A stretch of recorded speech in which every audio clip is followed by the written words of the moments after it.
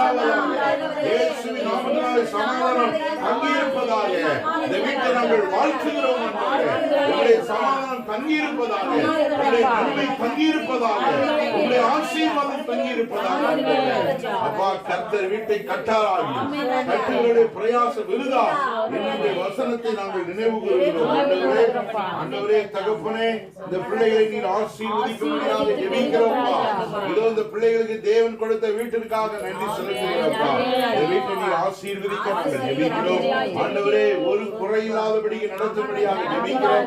ஆண்டவரே, உம்முடைய இந்த வீட்டில் எப்பொழுது துதிக்கிற ஒரு வீடாக, ஜெபிக்கிற ஒரு வீடாக, உம்முடைய ஆசீர்வாதத்தை சுதந்திரிக்கிற ஒரு வீடாக இருக்கிறார். ஜெபிக்கிறோம்ப்பா.